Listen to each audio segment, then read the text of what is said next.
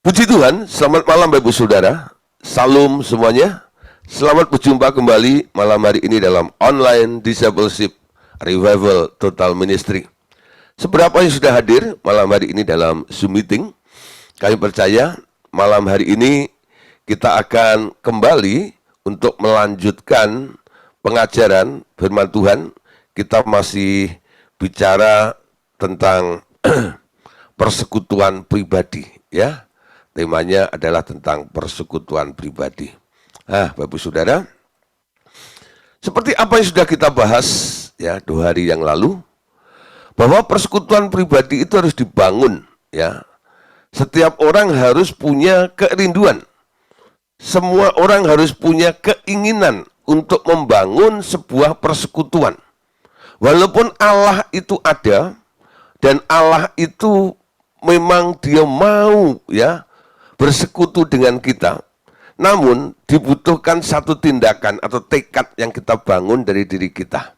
Oleh sebab itu, Tuhan Yesus mengajari pola ini, dan dia mempraktekkan sendiri ketika Tuhan Yesus selama 33,5 tahun, khususnya 3,5 tahun masa pelayanannya itu, di depan murid-muridnya ini, dia tunjukkan, ya. Tuhan Yesus itu kan bareng-bareng dengan muridnya, ya. Nanti kalau pagi-pagi itu murid-muridnya nyari, loh kemana guru? Dia ngilang gitu ya. Nah, kemana? Firman Tuhan mengatakan, pagi-pagi buta, ketika hari itu masih petang, masih gelap, Yesus pergi ke tempat yang sunyi. Ngapain? Nah, di situ dia bersekutu dengan Bapaknya. Kenapa dia harus bersekutu dengan Bapaknya?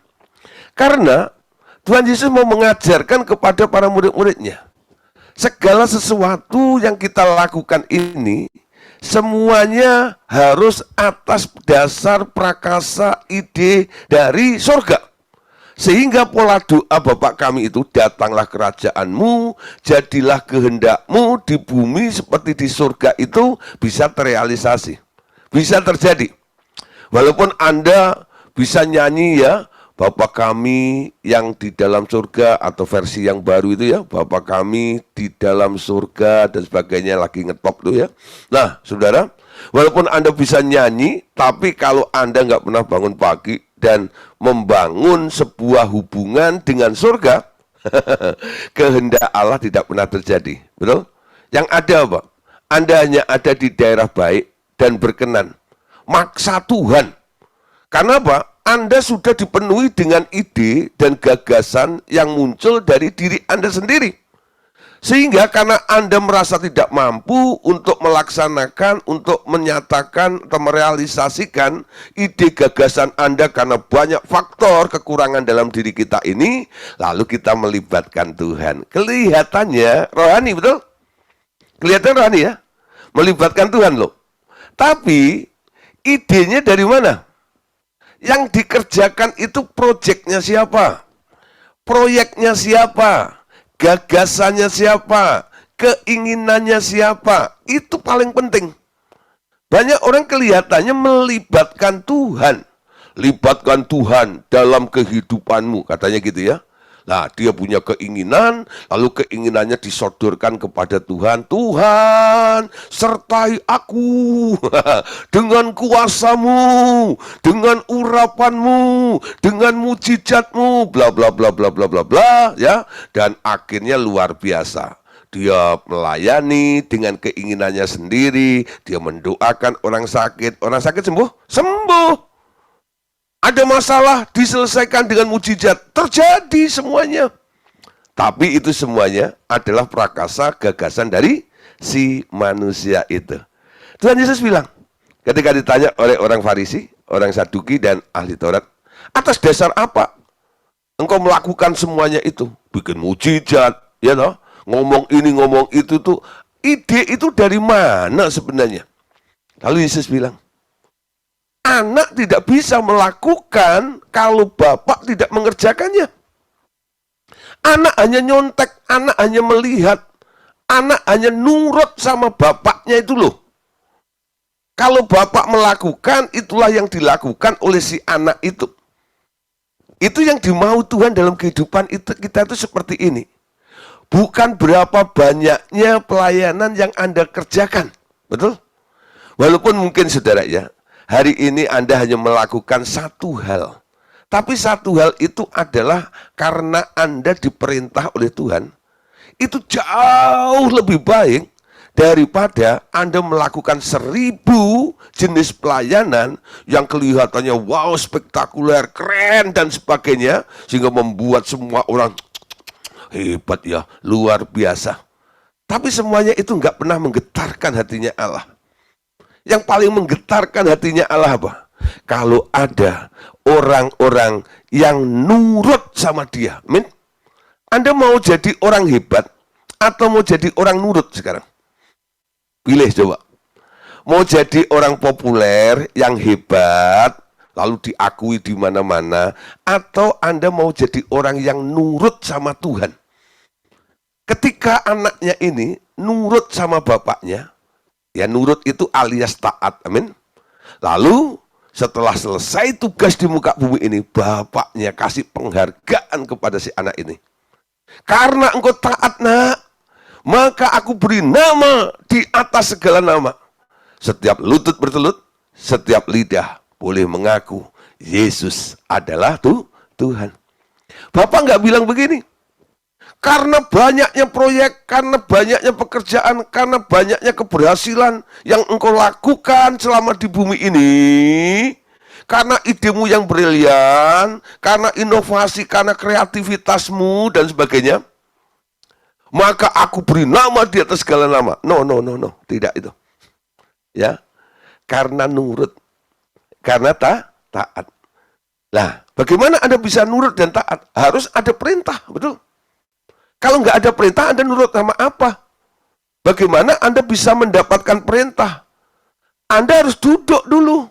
Pagi-pagi sebelum aktivitas itu, ambil waktu menghadap Bapa di surga.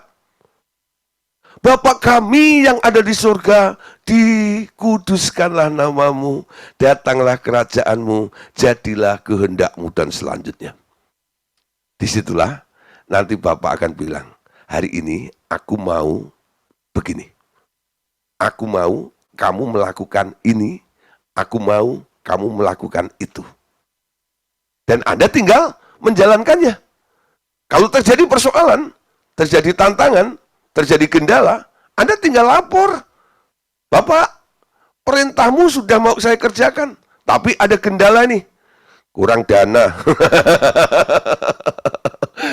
Saudara, Bapak jalan ke sana gitu ya. Kesandung, satu lantainya itu langsung tercongkel jatuh. Judak di depan Anda. Wah, saudara, bayangin ya. Wah, itu emas murni. Anda jual itu berapa triliun. Nah, saudara, dia apapun yang diperintahkan, dia bertanggung jawab. Dia juga akan membiayainya dan membackup pelayanan Anda yang diperintahkan oleh dia. Amin. Nah, saudara, siapa yang sudah mulai ketika kita belajar tentang bangun pagi itu, lalu mulai melaksanakannya, mulai melakukannya, ya.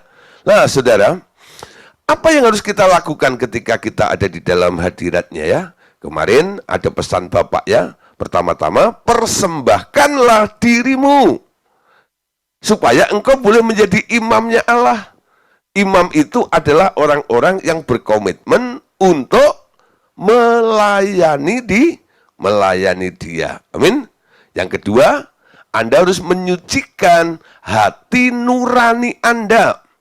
Supaya intervensi daripada si iblis yang selalu menuduh Anda tidak layak, Anda tidak mampu, Anda tidak bisa, Anda itu siapa, manusia lemah dan sebagainya itu harus lenyap dalam kehidupan Anda. Kesadaran sebagai anak Allah itu harus utuh di dalam diri Anda ini. Nah, kalau ada masih banyak perkara yang membuat Anda ragu, ya status Anda sebagai anak Allah dalam hidup Anda ini, itu semuanya karena apa? Hati nuranimu, saudara. Cuci dengan darah Tuhan Yesus. Minta pada Bapak Surgawi ya untuk mengirimkan darah Tuhan Yesus untuk mencuci hati nurani kita sampai sampai bersih. Amin. Nah, saudara, jadi orang-orang yang hati nuraninya kotor, itu banyak gangguan di dalam dirinya. Jadi nanti ngomongannya itu ngalor ngidul gitu ya. Ngalor ngidul. Mau ngomong tujuannya ini dan itu nggak berani. Ya kenapa? Perasaan tidak layak itu membuat orang itu ngomongnya muter. Amin. Siapa yang pernah ketemu ya? Ada seseorang mau pinjam duit sama Anda gitu. Ya, mau pinjam duit ini sama Bu Rahel mama gitu ya, datang ke Bandung. Bu Rahel ya. Wah, bagus banget ya rumahnya. Ngapain sih orang itu? Datang-datang kok bilang, bagus ya rumahnya. Wah, Mama lihat ada mobilnya. Wah, bagus juga ya mobilnya. Wah, gitu ya. Luas ya tanahnya. Banyak yang diomongin gitu. Ini orang datang ngapain sih gitu ya. Itu kan membuat Bu Rahel itu kan bingung ya. Ini maunya mau apa sih sebenarnya ya? Setelah ngomong ngalor ngidul ya, pakai introduction namanya ya. Nah, saudara, lalu akhirnya Bu Rahel nggak tahan. Kamu itu datang ke sini sebenarnya tujuan apa sih? Oh gini lebe, gitu ya. Habis ketawa, gitu. Ngapain? Mau pinjam duit. Oh, gitu ya. Muter seperti itu loh. Nah, kenapa dia mesti muter dulu itu? Dia nggak merasa pede ya. Kasih nggak ya? Enak nggak ya? Itu nggak ya? Nah, itu sebenarnya kondisi hati nurani yang kotor itu mirip-mirip seperti itu. Banyak orang datang kepada Tuhan itu modelnya seperti itu. Sehingga bunyi doanya Anda bisa deteksi nih. Tapi nggak usah menghakimi ya. Tapi paling enggak Anda tahu, oh kalau orang berdoa bunyinya seperti ini, nggak berani terus terang langsung to the point dengan Bapak, itu pasti nih. Ya, dia sedang menata hatinya yang penuh dengan tuduhan, dakwaan, dan sebagainya. Amin. Nah, oleh sebab itu, sebelum Anda menghampiri Allah, sucikan hati nurani Anda dulu. Amin. Ya. Sucikan hati nurani Anda itu supaya apa? Supaya tidak ada tuduh-tuduhan itu. Ya, ketiga, jangan bawa api asing. Ya. Api asing itu apa? Nafsu. Nafsu itu sebenarnya bentuk keinginan yang dipaksakan. Ya. Nah, saudara, jangan membawa keinginanmu yang engkau paksakan kepada Tuhan. Mungkin itu sebuah kebutuhan yang mendadak mepet sekalipun. Ya, Anda harus mengerti bahwa Allah turut bekerja dalam segala sesuatu untuk mendatangkan kebaikan. Ada Tuhan di dalam setiap persoalan kehidupan Anda itu. Nah, di sini saudara, kita mulai belajar karena tempat yang dihampiri oleh anak-anak Allah itu adalah tempat yang kudus, betul? Nggak bisa dikotori dengan hal seperti itu. Nah, saudara, malam hari ini kita akan lanjutkan ya pelajaran kita bersama-sama. Nah, bagaimana motivasi menghampiri tahta Allah itu? Nah, itu ya. Motivasi dalam menghampiri tahta Allah. Di sini yang penting atau yang terpenting dalam menghampiri tahtaku, ini kata Bapak ya, adalah persembahan hidupmu, yakni kerelaan untuk dipakai menurut tujuanku. Catat baik-baik. Ya. Ini pesan daripada Allah Bapa. Yang terpenting dalam menghampiri tahtaku adalah persembahan hidupmu, yakni kerelaan untuk dipakai menurut tujuanku. Camkan ya. Jadi ketika Anda datang kepada Tuhan, Anda siap nggak? Anda punya hati yang rela atau tidak? Untuk dipakai oleh Tuhan untuk mewujudkan agenda Allah itu. Dia mau pakai hidupmu. Dia mau pakai anggota-anggota tubuhmu itu. Mungkin dia mau pakai matamu, mungkin dia mau pakai mulutmu, mungkin dia mau pakai telingamu untuk mendengarkan beberapa orang, ya, atau pakai mulutmu untuk mengatakan sesuatu, pakai kakimu untuk berjalan kemana, pakai tanganmu untuk membantu beberapa orang. Semuanya atas dasar perintah Tuhan. Amin. Ketika kita sudah siap, kita punya hati yang rela semacam itu, apa yang terjadi? Di dalam hadirat itu, Bapak katakan, aku akan mengisimu dengan segala hikmat yang kumiliki. Betul? Dan mengajarmu agar menjadi serupa aku sesegera mungkin. Jadi saudara, ini yang akan dilakukan oleh Bapak ketika kita menghadap tahta Bapak itu. Setelah Anda punya hati yang rela dan siap untuk melaksanakan agenda Allah di muka bumi ini, nanti Bapak akan mengisi Anda dan saya dengan segala hikmat yang Dia miliki. Jadi apapun, saudara, yang nantinya Anda akan kerjakan, Anda tidak menggunakan akal budimu lagi. Anda tidak menggunakan hikmatmu sendiri. Tapi Anda akan melakukannya dengan hikmatnya Allah. Saudara, dalam pelayanan, kadang-kadang saya menemukan satu kondisi, saya nggak ngerti harus berbuat apa. Kenapa? Ketika kami datang, lalu dalam hati saya, kenapa nggak diberitahu lebih dahulu ya? Nah, contoh saudara, satu kali saya ditelepon sama teman saya, murid saya, sama salah satu murid saya, disuruh datang ke rumah sakit. Katanya ada yang mau didoain. Ya udah, saya meluncur gitu ya. Pak, cepet Pak. Ya, jangan kelewat jam besuk. Waduh, mepet. Saya kejar, saya ngebut pakai motor. Ya Jakarta tahu sendiri, macet ya. Saya kebutuhan, akhirnya nyampe rumah sakit itu. Nah, saya masuk ke situ, lalu di depan pintu, lalu masuk, diantar ke sana, dikenalin nih, ya. Orangnya lagi koma gitu loh, ya. Tapi istrinya, anak-anaknya, dan itu semuanya, lalu dikenalin, Pak, ini ya. Nah, ini keluarga dari Pati, katanya. Oh, dari Pati, dia bilang loh. Oh, kapan lalu kita pelayanan sama Pak Andreas di Pati loh, bawa satu tim, satu bus, ya. Nah, terus dia bilang gini, Pak, ya, keluarga ini keluarga paranormal, ya. Ini sekelas Gendeng Pamungkas, Pak. So kaget loh. Disebut Gendeng Pamungkas. Anda tahu waktu itu kenapa Gendeng Pamungkas itu lagi top-topnya gitu ya. Sekelas. Iya, mereka tuh punya link katanya ya. Lah, dia salah satu linknya. Biasa ini channel-channel seperti itu. Lah, ini Pak, makanya saya undang Bapak ini cepat. Karena Pak, ini dari kelompok ini mau datang ke sini. Nah, sebelum mereka datang, saya datengin Bapak dulu ke sini. Supaya Pak, ya lebih dulu lah gitu ya, melakukan sesuatu. Nanti mereka datang, nggak tahu kondisi bagaimana setelah kita garap bersama-sama ini. Wah, sudah dengar seperti itu, saya sedikit shock. Shocknya kayaknya nggak siap gitu ya. Karena apa? Ya dengan nama besar itu, segala macam gini ya. Lah, kena mental block istilahnya gitu. Terus saya dalam kondisi bingung gitu. Mesti ngapain ya?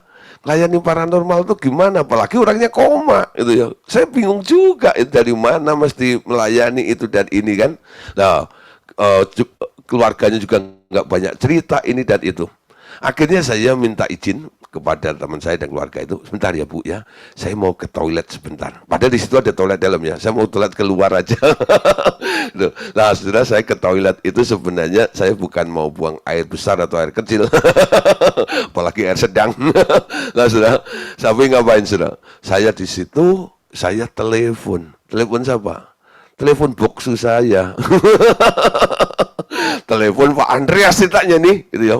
Wah, ternyata si boksu nih, ya lah. Wah, Andreas nih nggak diangkat-angkat, ya lah. Wah, mirip Pak Joni telepon saya gitu loh, kan nggak diangkat-angkat sama Pak Gideon. Lah, ini kok nggak diangkat-angkat, kenapa ya gitu ya? Saya telepon, miss call, nggak diangkat. Saya WA segala macam gitu, nggak dibalas dan sebagainya. Centang satu hitam, was tuh, gitu. Wah, ini kayaknya ya, kayaknya handphonenya off nih ya. Habis khotbah mungkin di offin, dan belum dinyalain. Kadang-kadang saya begitu juga nih ya, kelupaan ya, karena suka ganggu kan, saya open gitu, gitu ya, kelupaan nggak nyalain. Nah, saudara, udah hampir seperempat jam saudara di situ. Bayangin, ya akhirnya saya nggak enak sama yang nunggu di sana. Saya keluar juga, nggak dapat apa-apa nih, karena nggak bisa connect dengan Pak Andreas. Saya akhirnya buka pintu lagi, kamar itu, ya rumah sakit, lalu saya masuk itu. Nah ketika saya masuk itu, saudara itu, karena nggak tahu saya di jalan itu cuma gitu, Tuhan, embuh, iki piye gitu ya, itu bahasa roh. Nggak ngerti, ya toh. Yo pokoknya Tuhan, biarlah Tuhan yang bekerja. Aku tuh ngomong seperti itu, ya namanya orang frustasi ya. Gitu. Nggak ngerti gitu. Tuhan, pokoknya biarlah Engkau saja yang bekerja, biar kehendak-Mu yang jadi saja Tuhan. Ya, aku mau nurut dalam hal ini. Kalau macam saya masuk ke situ, lalu gini, hei Bu, ya Pak, gitu ya. Pas saya habis ngomong begitu tuh, istrinya cerita banyak sudah. Ya. Nah, dari cerita istrinya seperti itu, lalu Bapak Surgawi mulai bilang, ini loh poinnya, ini poinnya, ini poin. Saya nggak menyimpulkan sudah. Yang menyimpulkan dia. Dan dia tambah tipnya juga ya. Oh gini cara menyelesaikannya dan sebagainya. Lalu saya, oke Bu, ya puji Tuhan, Ibu sudah banyak cerita tentang keadaan Bapak ini dan itu. Yuk sekarang kita sepakat, kita sehati berdoa. Saudara, dengan hikmat Tuhan luar biasa, saudara. Paranormal ini diajak ngomong kadang-kadang nggak respon gitu ya, secara roh kalau macam gitu ya. Dan nggak ada respect sama sekali itu loh. Ketika habis saya doain, ya, dalam doa itu kadang-kadang saya ajak ngomong itu dan juga sebagainya. Nah, ketika saya doa agak serius itu nggak sengaja saya merem, saudara ya. Sebenarnya kalau doa orang sakit nggak boleh merem, ya. Nah, saya merem gitu ya. Nah, lalu diceritakan sama murid saya ini, Pak, nah, itu nangis, ya. Itu orang koma itu nangis, ya lah. Artinya apa? Merespon, ya, ada merespon. Ketika saya melihat ada respon seperti itu, saya cecer saudara dengan firman, ya, saya cecer dengan firman. Banyak firman yang saya masukkan, ya, kata-kata hikmat dari Tuhan yang saya masukkan ke dalam diri orang ini, ya. Nah, saudara, ekspresi wajahnya, ya, itu berbeda, ya. Jadi orang sedih sama orang sukacita itu ekspresinya kan berbeda, betul? Ya, karena tubuhnya lemah, ya, mungkin mengatrolnya, untuk mengangkatnya, untuk memulihkannya butuh waktu, betul? Namun saudara, rohnya ini bisa kita aktifasi, bisa kita tingkatkan, bisa kita ubah lebih dahulu, dan ekspresi wajahnya itu menunjukkan loh. Lalu istrinya bilang, Pak, wajahnya jadi berubah ya, ini dan itu, ya. Karena penuh dengan firman. Saya sudah banyak kasih firman dalam dia ini. Dan Tuhan Yesus ada di dalam dirinya. Ya, siapapun yang datang nanti, kolega-koleganya ini, Tuhan Yesus jauh lebih besar. Tuhan Yesus jauh lebih kuat daripada orang-orang yang akan datang walaupun punya gelar yang hebat seperti itu, saya bilang sama ibunya, ya. Nah, saudara, dari sini ya. Jadi mungkin kadang-kadang dalam pelayanan kita ini muncul, ya, atau terjadi peristiwa-peristiwa seperti itu. Kalau Anda datang kepada Tuhan, lalu rela untuk dipakai oleh Tuhan untuk rencananya, Dia yang berkewajiban untuk mengisi Anda dengan segala hikmat yang Dia miliki. Bahkan dia akan mengajari Anda agar menjadi serupa dengan dia sesegera mungkin. Ya. Secara personal, dia akan mengajari bagaimana berubah cara berpikir kita, cara bereaksi kita, ini dan itu ya.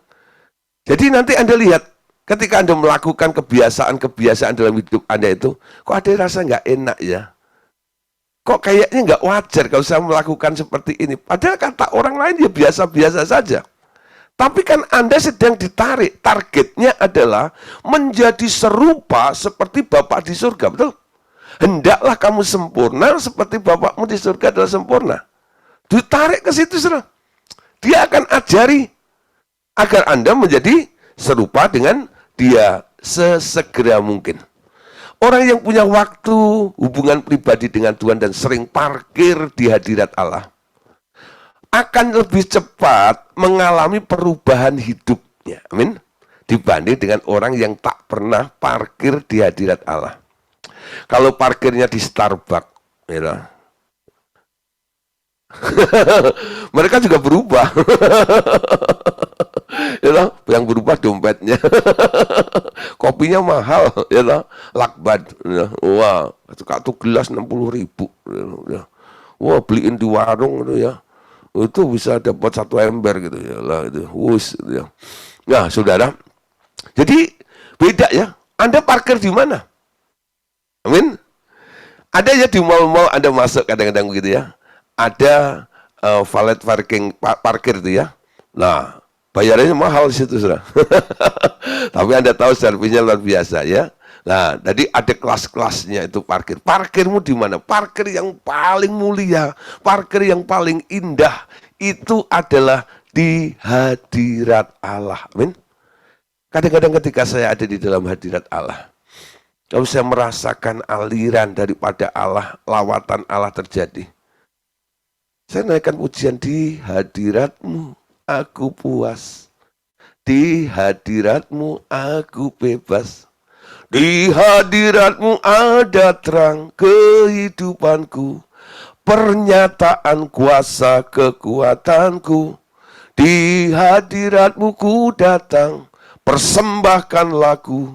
Di hadapan Rajaku ada pernyataan, ada revelation, ada pewahyuan, ada bimbingan, ada hikmat, ada arahan di dalam kehidupan kita. Amin.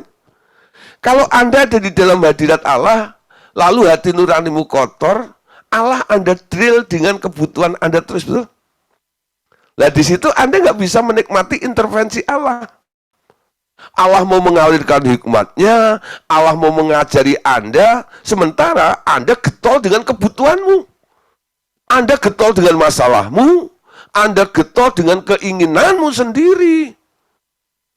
Orang yang sedang getol gitu ya, dengan kebutuhan, keinginan, rencana sendiri itu ibaratnya seperti orang yang sedang di pinggir jalan, lalu mobil lalu lalang banyak, gitu, klakson, ribut itu. Tempat yang ribut, yang rame itu. Itu kalau ada orang menyapa Anda nggak dengar, betul? Walaupun Allah Bapa itu ingin memberikan hikmatnya kepada Anda, ingin mengajari Anda, namun karena Anda bising, Anda nggak dengar nasihatnya. Amin. Tapi ketika Anda mulai silent, ya, tapi bukan malam kudus sunyi senyap, bukan, gitu ya.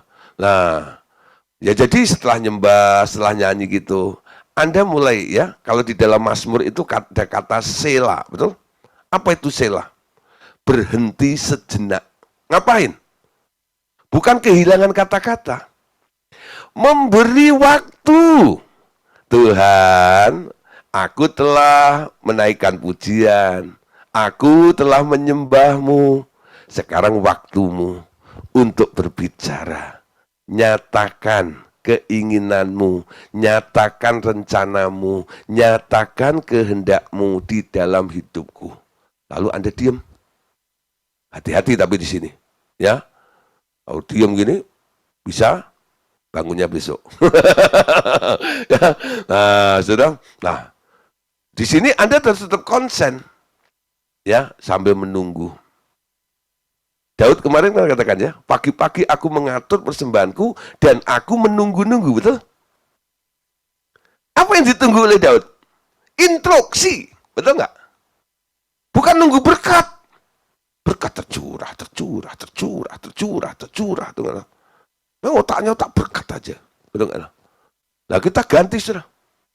Kerinduanku adalah ngerti Engkau Tuhan. Supaya aku bisa menjalankan agendamu. Supaya aku bisa menjalankan rencanamu. Sehingga kehendakmu boleh terjadi di muka bumi ini. Amin. Nah, saudara, kenapa Bapak begitu perhatian dan ingin melakukan semuanya dalam kehidupan kita? Sehingga dia intervensi dalam hidup Anda.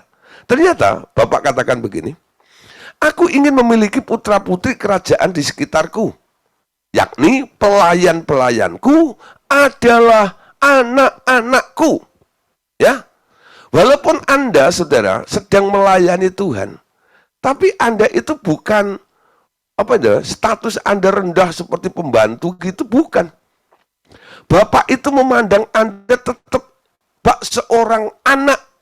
Bahkan dikatakan apa? Putra putriku, betul nggak? Sebutan putra putri itu adalah untuk orang-orang ya bangsawan lah gitu ya.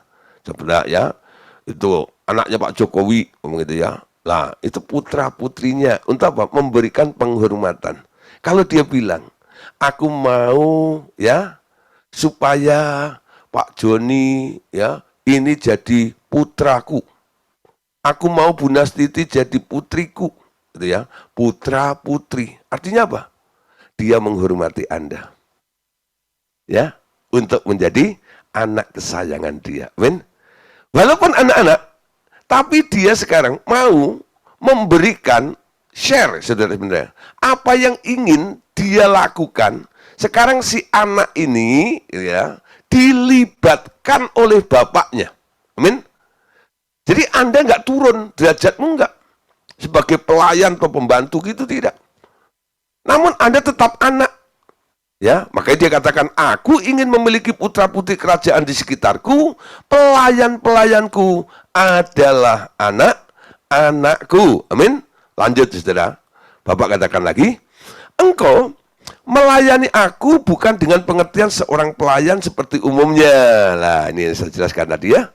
Tetapi putra-putriku yang mencerminkan kemuliaanku. Ya, beda ya saudara ya. Kalau mungkin ya asisten rumah tangganya Pak Jokowi gitu ya, lalu dia datang ke rumah Anda ya, lalu menyampaikan apa yang dipesankan oleh Pak Jokowi untuk disampaikan kepada Anda ya. Beda dengan kalau yang datang itu Mas Kaisang yang lagi nge-booming ya, Mas Kaisang ya lah, atau Mas Gibran datang ke tempat Anda. Wow, kira-kira beda nggak saudara? Beda ya? Ya, karena yang datang apa? Punya kemuliaan tadi lah. Ini anaknya loh, ya. Beda kalau pembantunya atau pelayan-pelayannya. Dia katakan ya, engkau melayani aku bukan dengan pengertian seorang pelayan seperti umumnya, tetapi putra-putriku yang mencerminkan kemuliaanku. Ada wibawa ilahi. Ya, ada wibawa ilahi. Kalau saya memimpin satu doa dalam tim, ya, kadang-kadang kita mau pelayanan nih, ya. Lalu saya lihat ada yang masih bimbang, ada yang masih merasa, aduh gimana, dan itu ya, ketakutan dan sebagainya. Saya bilang, Bapak Surgawi, ya, kami datang bersama dengan engkau. Kami semua dipenuhi dengan wibawa ilahi. Sehingga kehadiran kami yang dirasakan, ada engkau di dalam kami Tuhan. Beda saudara. Dia akan respect. Dia akan menghargai Anda. Ya, ada orang udah stres, udah nggak mau keluar kamar, ya. Padahal datang ke tempat itu awalnya saya disuruh melayani maminya, ya. Dan itu permintaan anaknya itu sebenarnya ya dia bilang, Pak itu udah lama sakit, Pak masuk keluar rumah sakit terus gini, Bapak bisa doain nggak? Terus mau doain apa? Ya kalau bisa cepet Pak. Ada kadang-kadang itu lucu-lucu ya. Jadi emangnya saya malaikat pencabut nyawa gitu. Ya. Tapi kan firmannya apa? Bangkitkanlah orang mati. Itu enggak ada. Sembuhkan orang sakit. Ya. Enggak ada. Ya bunuhlah orang sakit, enggak ada. Matikanlah orang sakit, enggak ada gitu. Tapi banyak kadang-kadang orderan itu bunyinya begitu ya.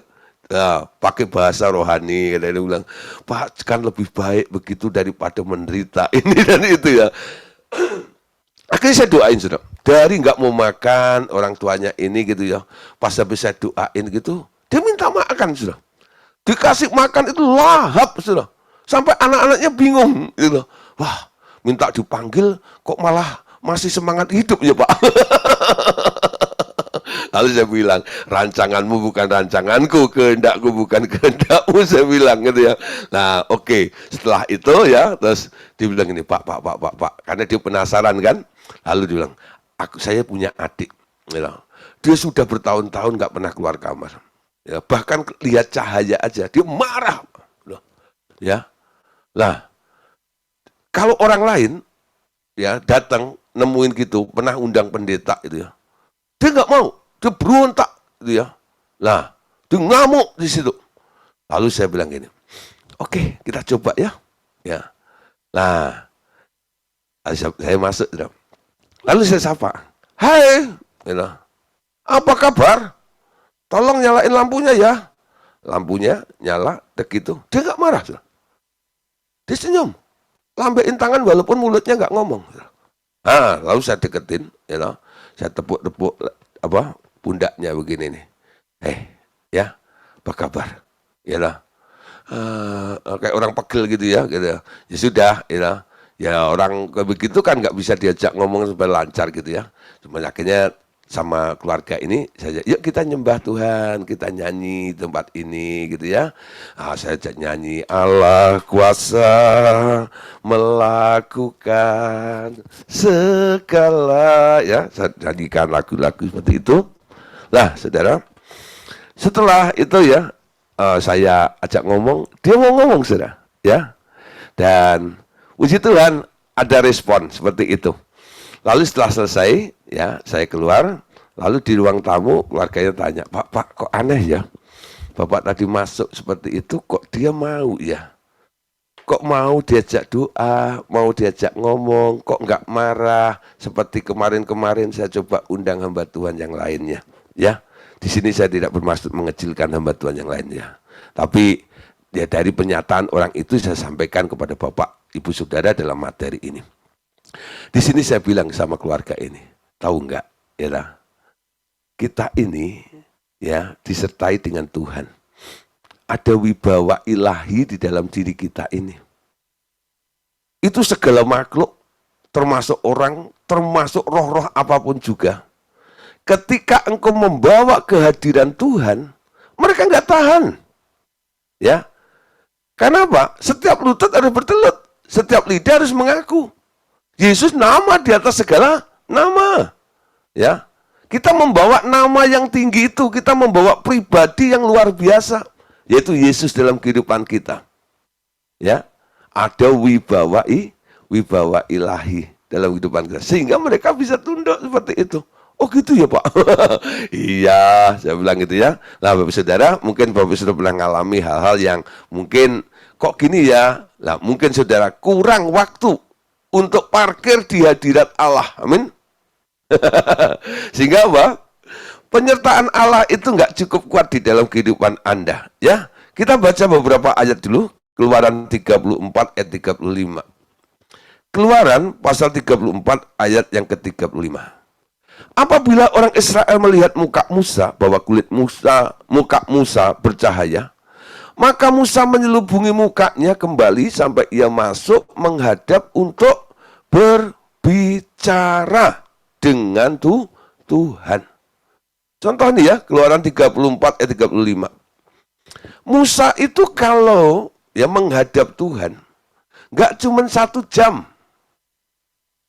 Seperti yang Tuhan Yesus tegur murid-muridnya tuh. Tidak sanggupkah engkau berjaga-jaga dengan aku 1 jam saja? Gitu ya. Musa itu kalau menghadap Tuhan berhari-hari. Bahkan beberapa kali Musa itu disuruh naik ke Gunung Sinai sama Tuhan. Bertemu muka dengan muka di sana dengan Tuhan. Berapa hari sudah? 40 hari. Ya. 40 hari dia di sana dengan Tuhan. Apa dia bawa bekal makanan? Enggak, serah. Tapi kita lihat saja di atas gunung itu Musa bisa bertahan di hadapan Tuhan, di dalam hadirat Tuhan itu selama 40 hari. Semakin lama kita ada di dalam hadirat Tuhan, Anda tahu nih, Musa 40 hari menghadap Tuhan, apa yang terjadi tadi? Ketika orang Israel melihat Musa itu turun, mereka melihat bahwa ya muka Musa atau kulit muka Musa itu bercahaya, kinclong sudah, ya, teling, ya. Kenapa saudara? Nah, ini gambarannya. Kalau Allah ya atau Tuhan yang kita hampiri itu ibaratnya seperti tata surya atau matahari ya, sumber terang, amin, sumber kemuliaan, sumber segala-galanya, mama. Saya umpamakan aja ya seperti matahari. Tapi di sini saya tidak bicara tentang Tritunggal bahwa Allah Bapa matahari, lalu ada ininya, ada ini, bukan ya. Tapi ini hanya manifestnya saja ya. Ketika berhadapan dengan matahari ini, Anda ya dengan kasat mata tidak mampu memandang matahari itu, betul? Tidak ada seorang pun yang bisa melihat Allah, katanya ya. Karena Allah itu terlampau kudus, terlampau suci, terlampau mulia seperti itu. Lah Musa naik ke sana dan dia bisa memandang Allah, bertemu muka dengan muka, kata firman ya. Ketika Musa menghadap Tuhan yang mulia itu, pancaran kemuliaan Allah itu diserap oleh Musa. Jadi Allah memancarkan auranya, kemuliaannya itu sampai masuk ke dalam Musa. Ya, itu ibaratnya seperti bulan menghadap matahari, betul? Bulan itu nggak punya terang. Ya, bulan itu nggak punya terang sendiri.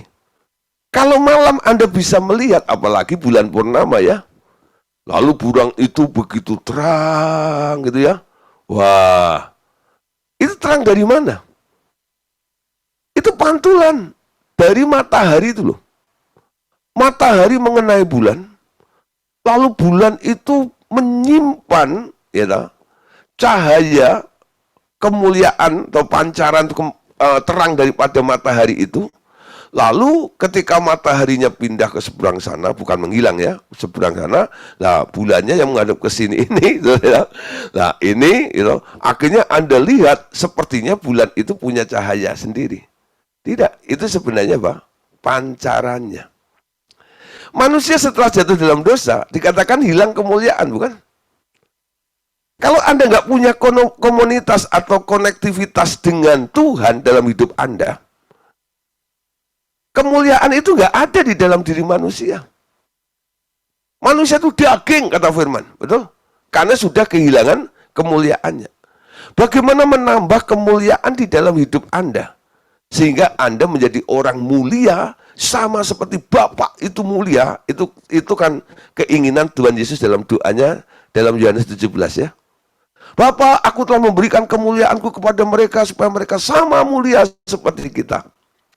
Bagaimana kemuliaan Allah itu bisa terpancar dalam hidup Anda? Berapa lama Anda parkir di hadirat Tuhan? Coba besok mulai praktek.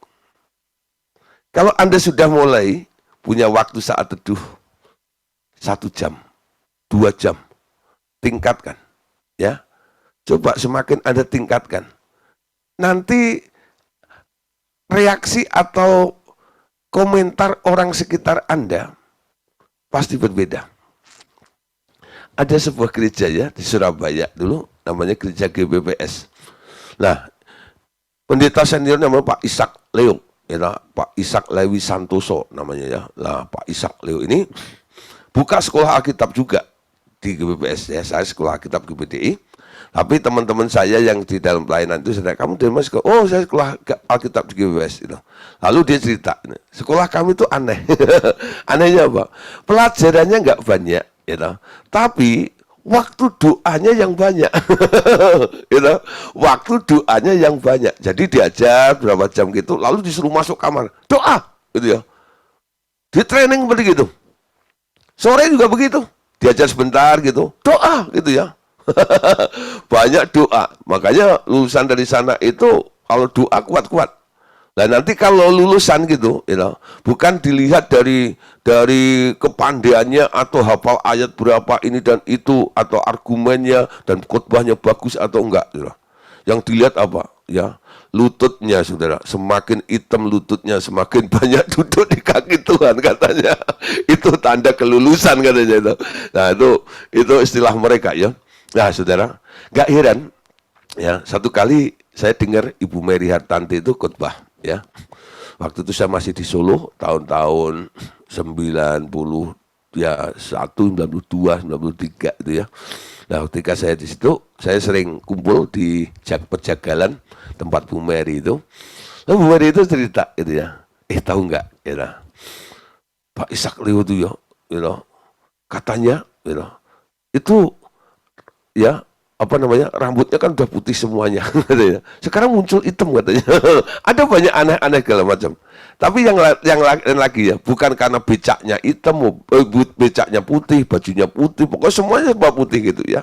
Nah, tapi saudara, pancaran aura wajahnya, kalau melihat orang itu rasanya damai gitu ya. Coba saudara ya, kalau Anda ketemu saya gitu, siapa yang sebel gitu? Ada nggak?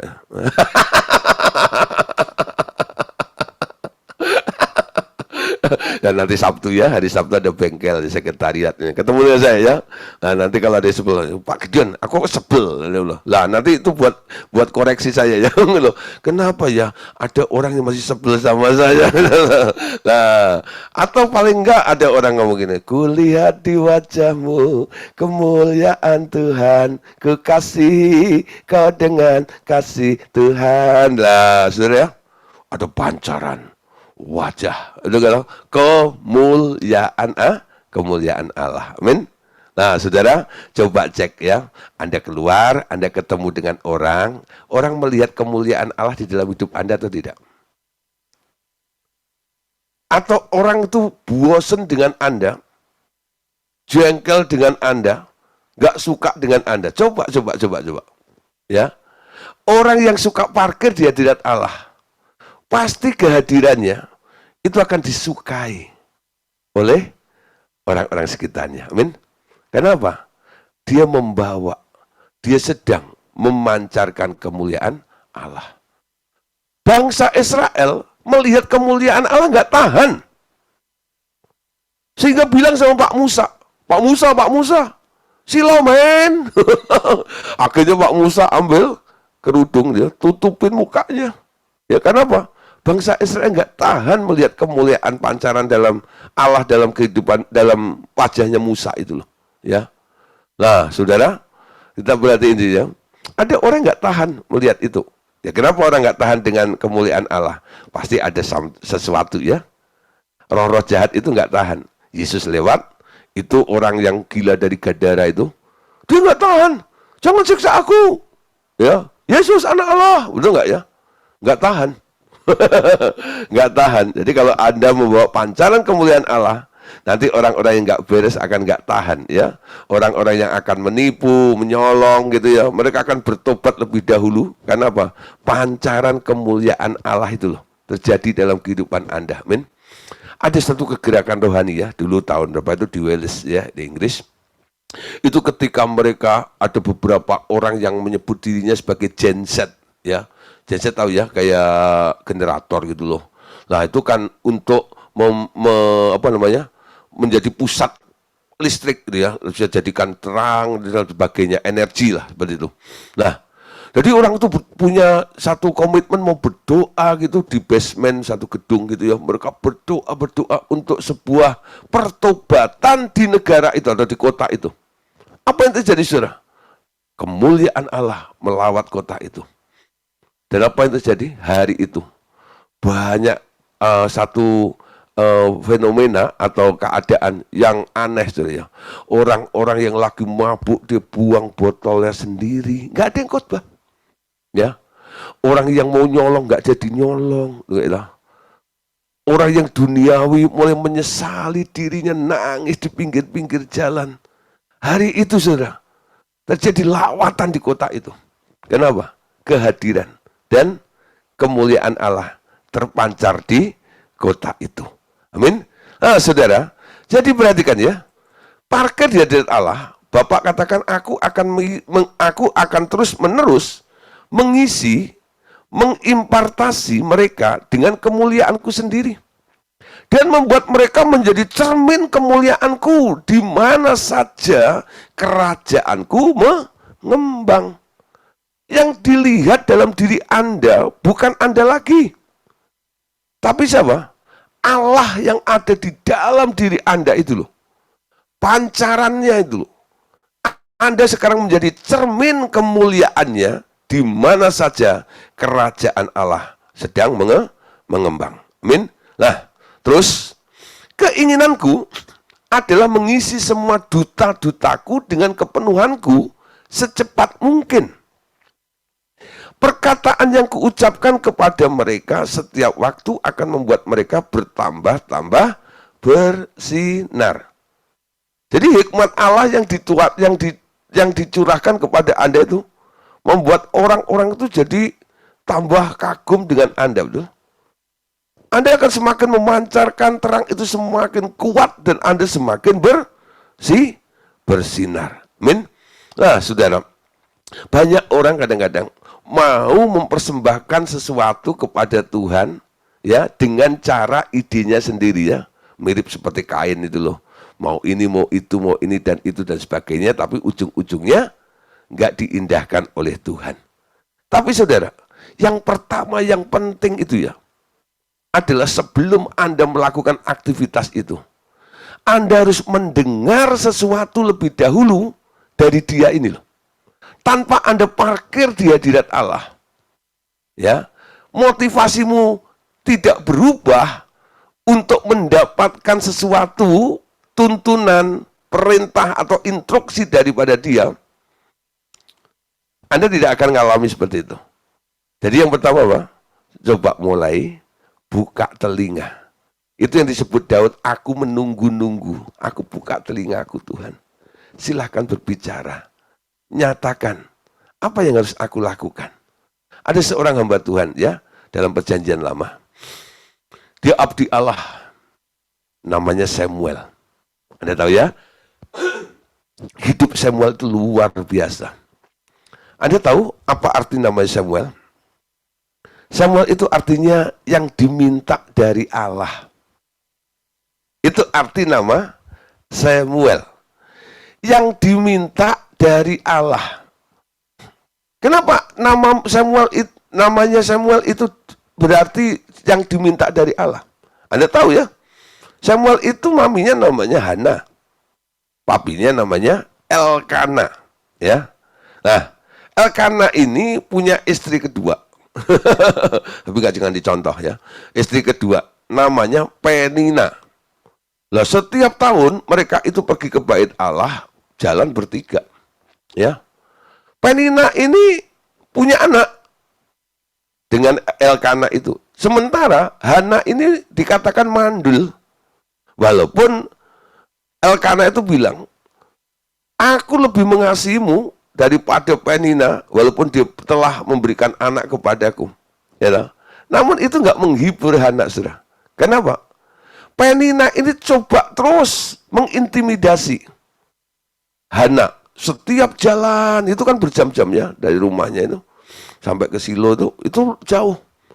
Di jalan itu Penina selalu nyinyir, nyanyi. Lagunya apa? Bukan nyilu, bukan. Ya, lagunya apa, saudara? Lagunya del mandul gitu ya. Aduh, gitu ya. Hana itu sakit hatinya. Pokoknya kalau dengerin, lu mandul, lu nggak punya anak, nangis dia gitu, ya. Jadi perempuan ini kalau zaman dulu ini khususnya, ya, kalau nggak punya anak itu dianggap rendah. Jadi dia dipandang rendah seperti itu oleh madunya ini. Dia nangis. Suaminya mencoba menghibur, tapi nggak mempan. Ketika dia datang kepada Tuhan, dia mengadukan nasibnya ini kepada Tuhan. Tuhan, kau lihat keadaanku. Bagaimana saya dihina oleh maduku itu. Sampai nggak ada kata-kata, mesti dia ngomong apa, hanya mulutnya komat kamit, tapi nggak ada suaranya ya. Dan dia tinggal seorang diri. Imam Eli yang memimpin di bait suci itu melihat ada orang perempuan, kok belum selesai ya, acara sudah selesai, gereja mau ditutup nih. Diperhatiin, nggak ada suaranya, kok mulutnya komat kamit seperti itu, dan rasanya gimana gitu. Si Imam Eli, ini orang gila nih loh, ya. Itu bergumam begitu tuh didengar sama si Hana, sudah, ya. Yang ngomong itu pemimpin gereja. Namanya Imam Eli itu ya. Namun si Hana nggak bergeming. Kenapa? Dia sedang mengadukan perihal sakit hatinya ya kepada Tuhan. Tuhan, Engkau yang bisa menghibur aku. Engkau yang bisa memulihkan aku ini. Lama di dalam hadirat itu. Dia nggak banyak ngomong lagi. Dia hanya menunggu, dan menunggu. Setelah puas dengan Tuhan, dia pulang. Setahun kembali, ya kemudian dia datang lagi ke situ. Sudah membawa anak saudara yang sudah lepas sapeh, ya. Lalu diserahkan kepada Imam Eli. Loh, ini anak apa? Nah, lalu diingatkan, Tuanku pernah kan melihat saya doa, lalu Tuanku mengira saya orang gila itu. Kaget Imam Eli itu. Dengar juga ya lu. Wah gitu ya. Nah, ini sebenarnya ini loh yang saya minta pada Tuhan. Ini jawaban Tuhan yang menghibur saya. Ini namanya Samuel, yang artinya aku minta dari Tuhan. Sekarang aku persembahkan, biar dia mengabdi, melayani di bait suci ini. Karena aku udah janji sama Tuhan, kalau Engkau beri aku anak, aku akan serahkan kepadamu Tuhan. Serahin, ya. Nasarnya digenapi di situ, saudara. Nah, saudara, Samuel itu dari kecil, akhirnya dia tinggal di bait suci. Dia tidur di bait suci itu loh, saudara. Nggak dapat kamar khusus, tapi tidur di bait suci itu. Apa yang terjadi, saudara? Satu kali, ya, Tuhan berbicara kepada Samuel yang masih kecil itu. Dia panggil, Samuel, Samuel, bangun. Samuel, bangun. Tuh kaget, lari ke Imam Eli. Bapak, apa Bapak manggil saya? Enggak, balik lagi tidur. Mungkin kamu ngikau kali. Dapat panggilan lagi. Suara itu muncul lagi. Datang lagi ke Imam Eli. Bapak, apa Bapak manggil saya? Enggak, tidur lagi. Sampai ketiga, datang lagi ke Imam Eli. Di situ Imam Eli baru ngerti, kayaknya nih Tuhan mau berbicara melalui anak ini. Karena ya Tuhan sudah nggak berbicara di Israel sejak lama ya, karena dosa pastinya. Nah, Tuhan mau mulai melakukan intervensi ke bangsa Israel melalui Samuel ini. Ya, betul saudara. Ternyata Tuhan menyatakan tentang keadaan keluarga Imam Eli ini. Seterusnya, Samuel ini hidup dari mendengar suara Tuhan. Hidup dari mendengar suara Tuhan. Sehingga dia menjadi seorang nabi yang militan. Ya, nubuatannya, pernyataannya selalu akurat. Selalu nyata, selalu digenapi, ya. Dan selalu tepat. Kenapa? Karena dia dengar dari Tuhan yang mau menyatakan sesuatu pada waktu itu, ya. Nah, satu kali dia sudah menjadi seorang seorang nabi dipelihat ya di bangsa Israel. Nah, disitulah ada seorang raja ya, namanya Saul. Ya, itu atas permintaan dari rakyat minta seorang raja. Nah, disitulah Samuel yang sudah menjadi hakim atau nabi itu merasa, wah, kayaknya ada yang mau menggeser aku nih ya. Lalu dia lapor kepada Tuhan. Lalu Tuhan bilang, bukan kamu yang ditolak, tapi aku yang ditolak. Ya biarin, kalau mereka mau raja ya silahkan. Ya, kasih aja lah. Lalu terpilihlah seorang raja namanya Saul, saudara. Ya. Nah, Nah, setelah Saul jadi raja, saudara, atas asas pilihan rakyat itu, lalu ada satu kondisi, ya, Tuhan bilang kepada Saul dan bangsa Israel untuk perang, saudara, ya, saudara, perang. Ketika perang itu Tuhan bilang, basmi semua ini. Tapi sama Samuel nggak dibasmi, saudara. Memang semua dibunuh, tapi disisain rajanya. Kambing, domba, sapi, ternaknya, yang kurus-kurus dibantai, yang tambun-tambun, yang gemuk-gemuk dibawa pulang. Dengan apa? Dengan tujuan nanti buat ternak di rumah. Tapi Tuhan, saudara, nggak tidur ya.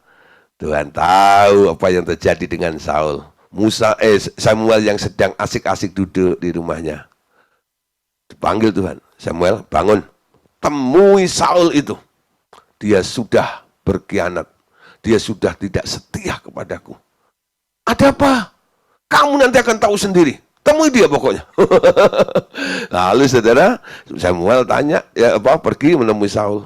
Apa yang terjadi? Bagaimana perang? Udah menang, gini. Udah dibasmi semua. Sudah. Gitu ya. Lah ini siapa? Ya tinggal satu, cuman rajanya. Lah itu apa yang rame-rame itu? Nah, lalu dia berdalih. Tuhan kan suka lemak, makanya yang tambun-tambun saya bawa. Nanti kan bisa dipersembahkan kepada Tuhan. Ih, Samuel itu greget, saudara ya. Lalu dia katakan begini, ya, dalam 1 Samuel 15 ayat 22. Baca ayat ini ya. Tetapi jawab Samuel, apakah Tuhan itu berkenan kepada korban bakaran dan korban sembelian? Ya.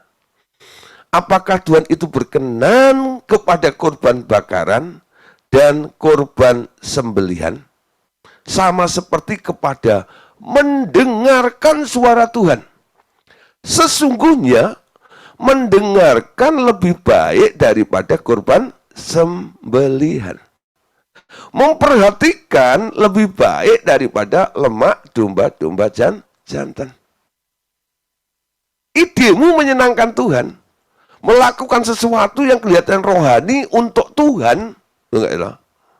Samuel mengatakan, itu termasuk korban bakaran. Mempersembahkan korban bakaran dan korban sembelihan, ya, ada yang lebih berkenan, ada yang lebih baik dari itu. Apa? Mendengarkan suara Tuhan. Amin. Mendengarkan suara Tuhan.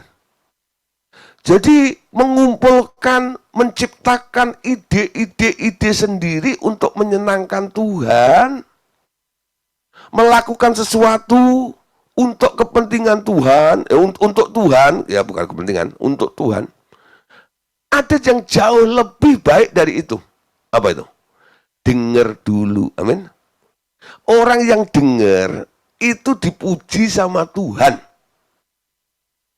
Dalam perjanjian baru ada nggak? Ada. Zaman Tuhan Yesus ya, ada Marta dan ada Maria. Marta aktif, idenya banyak. Dia mau servis tamunya itu, Yesus dan timnya. Ya, sementara Maria nggak banyak, saudara, yang dilakukannya. Dia hanya duduk dekat kaki Tuhan Yesus sambil buka telinganya. Marta datang minta pembelaan karena cicitnya ini kayaknya kok nggak membantu dia ya. Guru, apakah guru tidak peduli saya sibuk seorang diri seperti ini? Sementara tuh cicitku. Orang kalau jengkel gitu walaupun jengkel, tuh orang itu. Ya. Diem aja di situ. Minta pembelaan. Ya, tapi di sini kita bisa memperhatikan penilaian Yesus antara dua orang ini, antara Marta dan Maria, apa saudara? Nah, Yesus berkomentar kan? Pertama dia komentar sama yang komplain itu, si Marta, yang aktif, penuh ide, penuh gagasan untuk melayani Tuhan. Yesus bilang gini, Marta, Marta, engkau menyibukkan dirimu dengan banyak perkara. menyibukkan dirimu dengan banyak perkara. Ya, makanya ada lagu itu, banyak perkara yang tak dapat ku mengerti. Ya. Nah, engkau menyibukkan dirimu dengan banyak perkara. Kamu itu terlalu banyak ide. Kamu itu terlalu banyak keinginan. Kamu itu terlalu banyak gagasan. Kamu itu terlalu banyak usulan ini dan itu. Betul nggak ya? Semua kelihatannya untuk Tuhan. Tapi munculnya dari orang itu, betul? Si Marta ini. Lalu dia bilang, bandingkan antara Marta dan Maria. Lihat tuh cicikmu. Maria telah mengambil bagian yang terbaik. Melayani Tuhan dengan ide itu baik, betul? Keinginan untuk membesarkan kerajaan Allah di muka bumi dari diri Anda. Ya. Nah, baik. Betul nggak? Jadi Anda jangan bilang itu jahat. Baik. Tapi di antara yang baik itu ada yang terbaik. Amin. Sekarang Anda mau pilih yang mana? Pilih yang baik atau yang terbaik? Ya. Pilih yang baik atau yang terbaik? Jadi yang terbaik atau jadi yang cukup baik aja? Ada orang nih ya, dengan tujuan hidup ada yang penting kan nyampe tujuan gitu ya. Walaupun kita mungkin menjadi pelari nomor terakhir, ya nggak apa-apa. Yang penting kan sampai garis finish. Ada yang model-model seperti itu loh ya. Kalau Anda bisa jadi nomor 1, kenapa Anda jadi terakhir? Kalau Anda sudah punya rencana untuk berbuat baik, pilihlah yang terbaik. Yang terbaik itu apa? Maria telah memilih bagian terbaik. Dia duduk dekat kakiku, buka telinga, dengar aku berbicara. Itu yang membuat aku puas. Aku suka. Aku punya favorit. Orang-orang yang seperti ini. Pak, itu kan males namanya. Siapa bilang males? Ada dua ya, ada istilah-istilah ya yang kelihatannya dipandang oleh secara umum atau orang dunia itu males ya. Ketika Tuhan mencari pekerja kebun anggur itu, yang dicari apa? Orang-orang nganggur, betul? Nganggur itu nggak bekerja. Apa dia males? Enggak. Ketika diinterogasi sama Yesus, kenapa kamu nganggur? Nggak ada yang mengupah, betul? Dia nunggu sampai ketemu dengan orang yang mempekerjakan dia. Nah, apakah waktu melihat orang nganggur itu pasti orang malas? Enggak. Nangkap ya? Jadi kalau ada orang bilang, Marta itu hebat, dia rajin. Nah, sementara Maria itu malas. Itu penilaian Anda. Penilaian Tuhan tidak. Justru Maria telah melakukan yang terbaik, yang tidak pernah diambil padanya. Pilihan yang terbaik. Mau dengar dulu.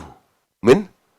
Nanti kalau Tuhan bilang, Maria, bisa bikinin kopi nggak?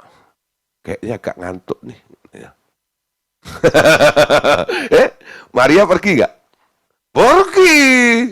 Dia bikin kopi atas perintah tuh gurunya. Nangkep sudah maksud saya? Nah, Maria, bikinin nasi goreng dong. Nah, kira-kira Maria bikin nggak? Bikin. Ya.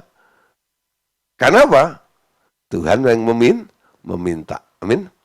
Nah, saudara, ini orang nggak punya inisiatif sama sekali. Orang-orang seperti itu selalu dihina. Katanya nggak punya inisiatif. Ingat saudara ya, membangun mental sama membangun roh itu beda. membangun mental sama membangun roh itu beda. Banyak orang lebih fokus membangun mental daripada membangun roh, betul? Nah, membangun orang mental itu, wah, saudara kelihatannya, wah, orang itu ya gitu ya, hebat gitu ya, baik. Tapi orang yang membangun roh itu yang disebut terbaik, betul? Nah, kenapa? Enggak dipimpin oleh dirinya sendiri, tapi ada yang memimpin. Anak Allah dipimpin oleh roh, betul? Roh itu membawa kemana pergi, dari kemuliaan kepada kemuliaan itu. Amin. Nah, saudara, pesan Allah Bapa lagi saudara di sini. Ajar semua orang datang dengan motivasi seperti ini. Karena umumnya orang datang kepadaku hanya untuk meminta-minta kebutuhan-kebutuhan mereka sendiri. Atau kepentingan-kepentingan duniawi mereka. Mereka selalu hidup dalam kenyataan daging mereka terus menerus, ya. Nah, saudara, mereka datang dengan permintaan-permintaan ini dan itu. Mereka datang kepentingan duniawi. Mereka selalu hidup dalam kenyataan daging yang terus menerus. Keinginan daging nggak pernah cocok dengan Allah, men. Perseteruan dengan Allah, ya. Nah, itu yang disebut permainan daging. Jadi daging yang bergerak, bukan dipimpin oleh roh. Nah, ini perlu diajarkan. Kenapa saya tekankan ini tentang motivasi malam hari ini menjadi satu pelajaran khusus untuk sesi ini. Karena tanpa penekanan seperti ini, Bapak Saudara, tanpa arahan seperti ini, Anda bablas terus nanti. Tapi dengan kebenaran yang disingkapkan hari ini, kebenaran firman yang disampaikan hari ini, saya harap Bapak Saudara mulai punya etikat untuk mengubah. Amin. Sampai kapan aku hidup dalam daging? Ngikutin kemauanku sendiri. Tanpa peduli apa yang Tuhan mau dalam kehidupanku. Amin. Nah, bagaimana dengan orang yang tidak mau mengubah motivasinya? Mereka yang tak mau mengubah motivasi mereka akan mengakibatkan banyak kegagalan dalam rencanaku. Ini bikin rugi kerajaan surga. Amin. Perhatikan saudara, pesan Bapak ini. Mereka yang tak mau mengubah motivasi mereka akan mengakibatkan banyak kegagalan dalam rencana Allah. Allah itu banyak punya rencana yang harus terjadi. Tapi kenapa rencana Allah itu jauh dari kenyataannya? Karena apa? Motivasi orang ini nggak pernah diubah. Ya. Dan Bapak katakan sekali lagi, aku akan mengadakan banyak pembenahan tujuan di hati anak-anakku. Banyak usaha akan kukerjakan di hari-hari mendatang dengan segera. Tujuannya agar mereka lebih sadar akan panggilanku. Nah, poin terakhir ini saya ulang. Banyak usaha akan kukerjakan di hari-hari mendatang dengan segera, agar mereka lebih sadar akan panggilanku. Tuhan akan melakukannya.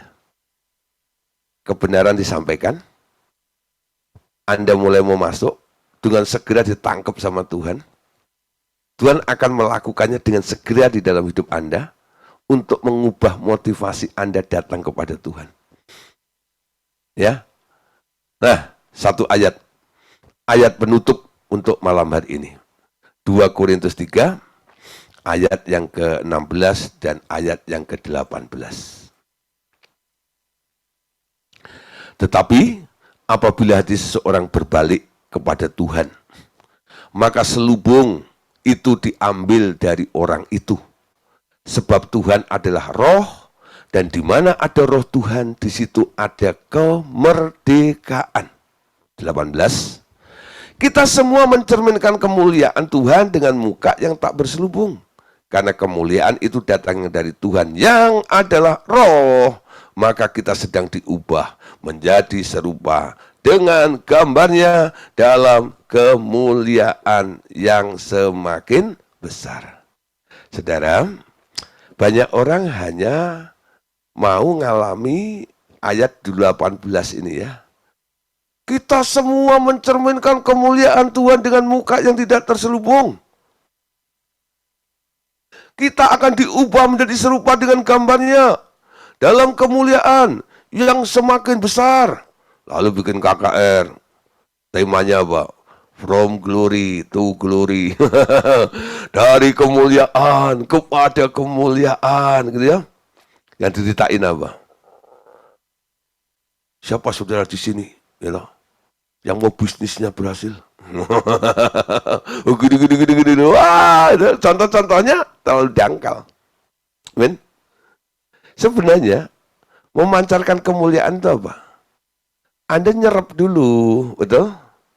Kalau Anda nggak nyerap dulu ide gagasannya Allah, bagaimana Anda bisa memancarkannya, men?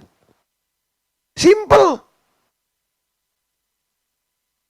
Bagaimana Anda bisa memancarkan kemuliaan Allah itu kalau Anda tidak menyerap dulu, betul? Anda serap, apa yang Anda dapat dari Allah itu sekarang Anda keluarkan. Itu namanya memancarkan, betul? Nah, kalau dulu ya, Musa itu harus naik ke Gunung Sinai selama 40 hari. Untuk bisa apa? Menghadap Tuhan, ngalami pancaran Tuhan, lalu dia turun, mukanya berubah jadi silau, jadi bercahaya. Sekarang, saudara, Bapa, Tuhan Yesus, dan Roh Kudus ada di dalam hati kita, di dalam diri kita. Orang yang berjumpa dengan Tuhan, ngalami Tuhan, Alkitab bilang, dalam Yohanes pasal 4 ya, orang-orang yang percaya kepada Tuhan dari dalam hatinya sekarang memancar. Ya. Ada pancaran air, betul? Ada mata air, ada sumber. Sumbernya siapa? Yang masuk itu, yang dipercaya itu. Ada di dalam diri Anda, men. Itu sumbernya. Kalau Anda mau memancarkannya, ayo, kalau Anda memancarkannya, dari mana itu yang Anda keluarkan? Ya dari sumber itu dong. Dari sumber itu. Nah sekarang libatkan Tuhan. Bapak, Tuhan Yesus dan Roh Kudus yang ada di dalam diri Anda ini. Bapak, apa yang mau kau lakukan? Tuhan Yesus, apa yang mau kau kerjakan? Roh Kudus, apa yang mau kau katakan? Tuh. Nanti mereka akan memberikan sesuatu kepada Anda untuk Anda lakukan, untuk Anda kerjakan, untuk Anda katakan tuh. Sehingga Anda bisa berkata seperti Tuhan Yesus ketika ditanya, atas dasar apa kamu ngomong seperti itu? Ya, saya nggak bisa melakukan sendiri. Saya nggak bisa ngomong seperti itu. Itu semuanya karena aku disuruh oleh Tuhan. Ya, disuruh oleh Tuhan. Tapi jangan, ya catatannya jangan dijadikan sebuah tren. Ya, banyak orang kadang-kadang nggak pernah parkir di hadapan Tuhan, nggak pernah dengar suara Tuhan, nggak pernah punya waktu untuk Tuhan, tapi bahasanya keren, disuruh Tuhan. Itu ada ya. Tuhan yang mana? Tuhan yang mana kira-kira? Betul nggak? Dilihat dong kehidupan doanya. Orang-orang yang berani mengatakan disuruh Tuhan itu, berapa jam dia punya waktu kongko, ngobrol, doa dengan Tuhan. Kalau jam doanya nggak ada. Anda percaya nggak? Dia disuruh Tuhan. Ini persoalannya, betul? Tapi Anda juga usah menghakimi sih. Tapi paling enggak ini kan masuk akal ya. Kalau orang nggak pernah ketemu Tuhan lalu dia bilang disuruh Tuhan itu aneh, betul nggak? Dia nggak pernah dengar suara Tuhan, nggak pernah dengar instruksi Tuhan. Lalu dia berkata, ini semua Tuhan. Gitu loh. Itu hanya untuk backingan saja kadang-kadang. Kayak orang nemu apa namanya, kartu nama di jalan dulu ya. Namanya Jenderal siapa gitu, lalu ada yang mau coba memeras dia. Ya, kenali nggak? Sodorin gitu. Mengatasnamakan itu. Ya. Lah, setelah diketok balik gitu ternyata nggak kenal. Nah, ini bahaya. Tapi kalau Anda kenal betul, itu nggak, Anda tahu rumahnya, ada nomor handphonenya, itu nggak. Kalau orang itu ngayal kalau masuk, Anda tinggal telepon nih. Wah, gini saya diganggu, gini. Nih, bicara. Gitu ya. Betul nggak? Beda, saudara. Harus punya pengalaman. Jangan Tuhan itu dijadikan backingan saja. Supaya Anda sok keren, supaya Anda bisa diterima. Lalu mengatasnamakan Tuhan. Untuk apa?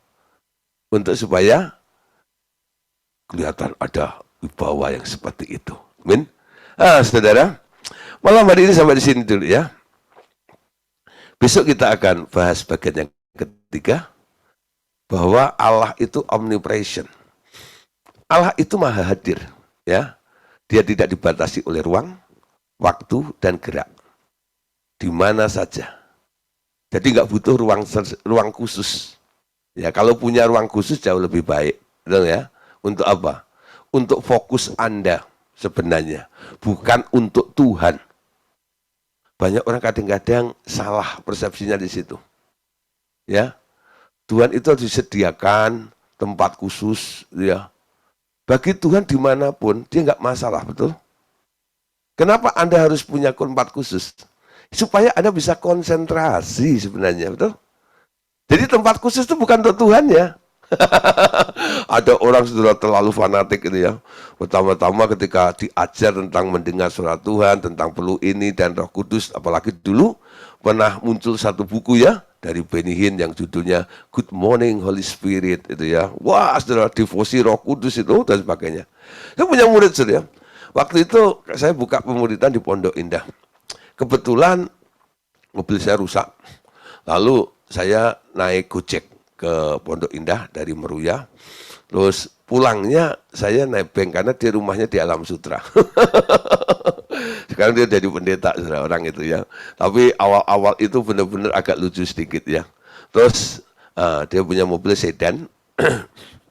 Dia punya sedan. Nah, terus gini ya. Sedan itu kan isinya 4 gitu ya. Isinya 4, seatnya ada 4. Nah, terus istrinya agak gemuk gitu. Jadi kalau udah duduk belakang ini ya hanya bisa tambah 1 orang aja gitu ya. Lalu saya bilang, Pak bisa nebeng gitu. Sampai di Geraha Medika aja lah, Bapak nanti masuk tol, saya nanti lanjut naik Gojek dari situ. Kalau bilang, oke, gitu ya. Lah, ketika saya masuk di situ, ya, terus bareng gitu ya. Istrinya sama anaknya di belakang, sudah. Ya. Lalu saya kan duduk di depan di samping supirnya itu. Dia tepuk-tepuk joknya ini. Sambil ngomong gini, Roh Kudus, ya, maaf ya, ya, hari ini tempatmu didudukin sama seseorang, tapi dia pendeta kok.